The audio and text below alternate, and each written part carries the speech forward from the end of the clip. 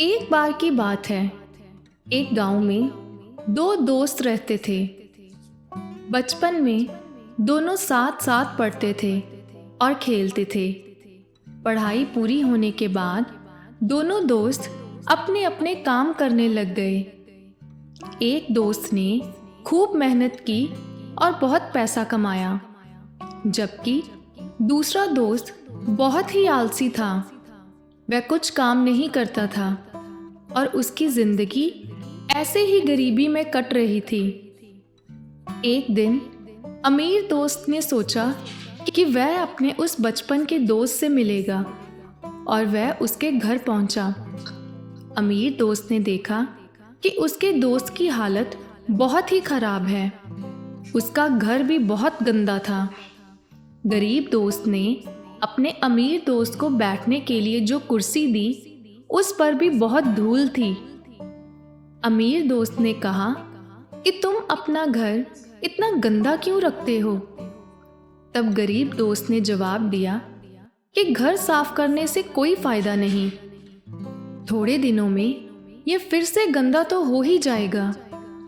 अमीर दोस्त ने उसे बहुत समझाया कि घर को साफ रखना चाहिए, लेकिन वह नहीं माना।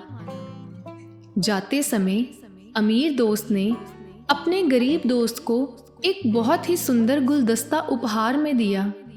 गरीब दोस्त ने वह गुलदस्ता अपनी अलमारी के ऊपर रख दिया। इसके बाद जब भी कोई उसके घर में आता और सब उस सुंदर गुलदस्ते को देखकर खुश हो जाते, पर कहते कि गुलदस्ता तो बहुत ही सुंदर है, लेकिन घर इतना गंदा है। बार बार एक ही बात सुनकर गरीब इंसान ने सोचा कि यह अलमारी साफ कर देता हूँ। उसने अलमारी साफ कर दी। अब उसके घर आने वाले लोगों ने कहा कि गुलदस्ता बहुत ही सुंदर है, अलमारी भी साफ है, लेकिन पूरा घर बहुत गंदा है। यह बातें सुनकर उस गरीब व्यक्ति ने अलमारी के साथ वाली दीवार भी साफ कर दी। अब जो भी मेहमान उसके घर आते, सभी उस कोने में बैठना पसंद करते, क्योंकि वहां पर साफ सफाई थी।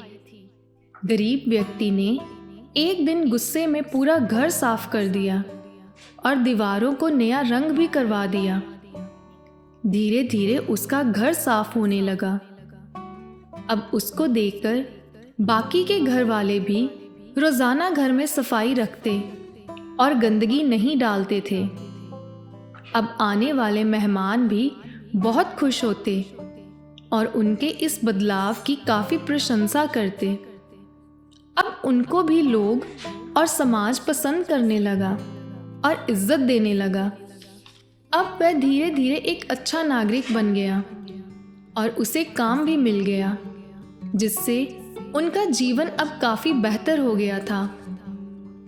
तो दोस्तों, इस कहानी से हमें बहुत ही अच्छी शिक्षा मिलती है कि हमारी एक भले ही छोटी सी अच्छी आदत हमारी सोच बदल सकती है, जिससे हमारा जीवन बदल सकता है और बेशक हमारे जीवन में आने वाली बड़ी बड़ी समस्याएं भी दूर हो सकती हैं।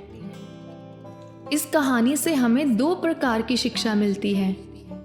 पहली, हमें न सिर्फ अपना घर बल्कि अपनी गली, मोहल्ला, अपना शहर भी साफ रखना चाहिए। कूड़ा करकट कहीं भी ऐसे ही नहीं फेंकना चाहिए।